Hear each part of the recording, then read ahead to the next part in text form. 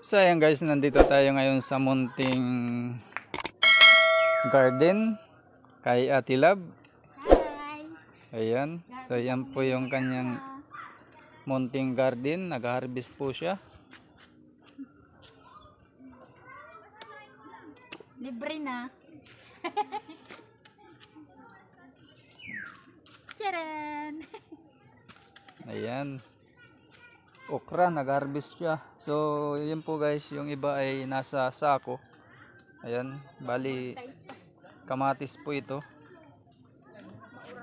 Medyo hindi gumanda yung kanyang kamatis.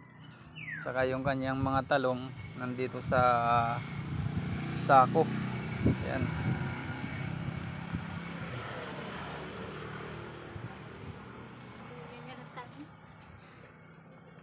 Baka may mga tips kayo dyan. Pakishare na lang. Tapos yung kanyang bid guy ay yan, gawang ano, Anong pwedeng gamot dito sa mga dahon na nagkakasira? hindi pala sayang guys yung buti na pinaglagyan ng alak. Ayan, so yun po yung kanyang ginawang ano, harang sa kanyang ano, sa kanyang linagay na kumpos. Ayan, yung bid niya ay gawang buti.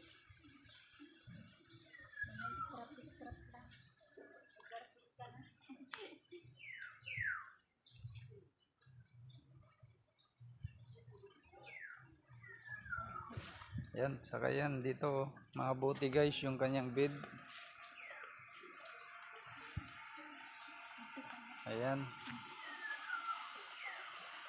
ito naman ay kangkong at saka may pitsay siya dito. At yung di natin alam yung tawag na ito. Saka yung mga tire pwede din gawing bid. Ayan, talong. Saka yung ano, yung pinag ano na malaking drum. So yan guys, pinagbutas-butas. Tapos pinuno ng compost na lupa. Yan, talong po yung pananim.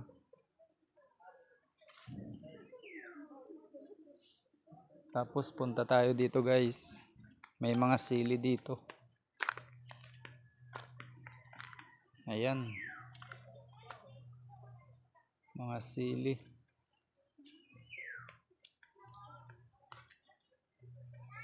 Ito ay nagugulay din ito guys.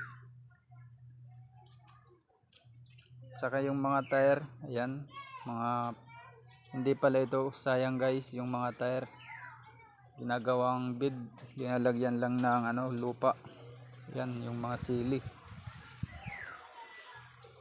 Saka yung mga plastic guys, ayan, plastic bottle. Ayan, oh, tinuhog ng alamri. Tapos pinaikot, ayan, hugis heart. Pinagtaniman ng ano, talong. Maganda yung diskarte ni Ate Love. Harvest na tayo ng ating pichay kay magagawa tayo ng Sinigang. Ganito lang mag-harvest para lalo lang siyang umano. Totobo din. Lang natin.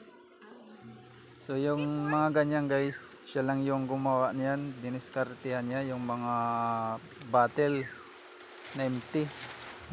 So para sa atin ay hindi na mapapakinabangan, pero sa kanya ay ginawaan niya ng ano, paraan para mapakinabangan yung mga bottle na yan. Ganda talaga yung diskarte ni Ate Love.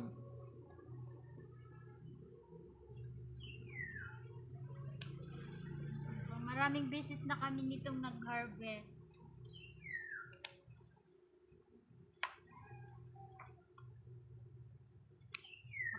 Isang beses lang tinanim pero maraming harvest na kami nakuha dito. So, libre na, isang meal, pang lunch, may libreng pichay at presto. Tapos yung mga ano, yung mga ano sa kitchen, dito nila ilinalagay. Yan, yung mga puting-puti na yan ay yung shell ng egg. Egg shell.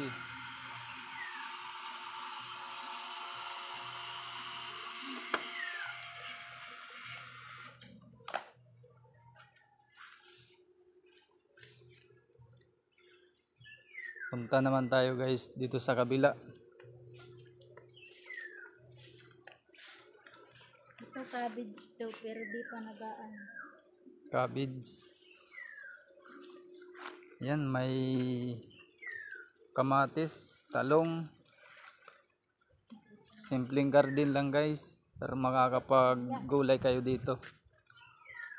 Salana na nasa sako. Yan o, salana na tinanim sa sako. Kamuting kahoy. Malago naman. Pero Kamuti. masisira. Mga ano. So ito yung panibagong bed na gagawin. Ayan. So bubulukin lang muna yan, yung mga nandyan. Compost.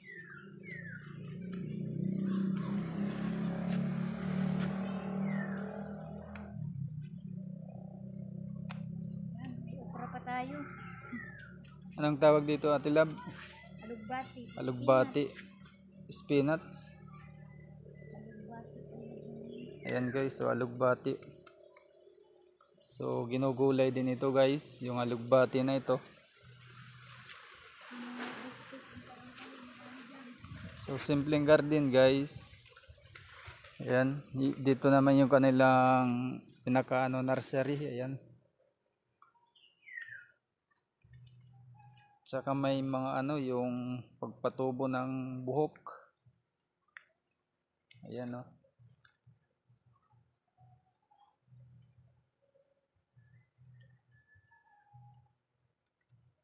Ayan, bali 3 paso. Hindi ko alam yung tawag dito.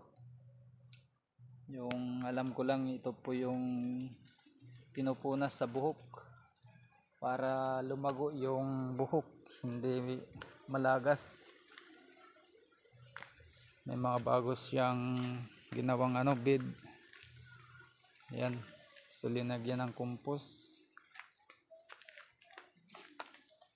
And then dito din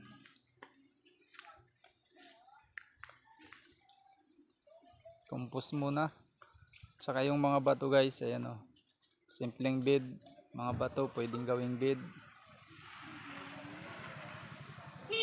Ayan, napakasimple lang.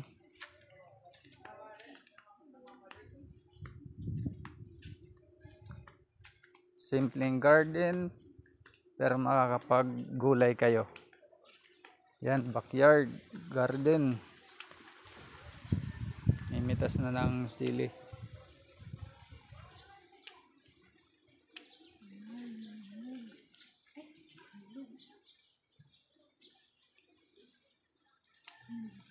Upla ka.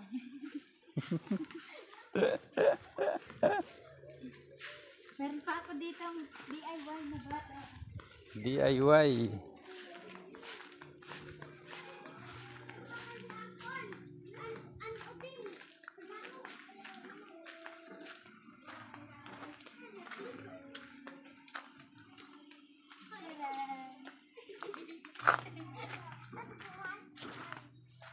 So yan guys, DIY niya. Diba? Kakag-harvest na tayo ng kangkong. Ano siya hada? May mga roots na yun. Kakagawas net ugat. Self-watering. Hindi mo na kailangan magdinis-igong. Nil. Kakagawas na ito ba?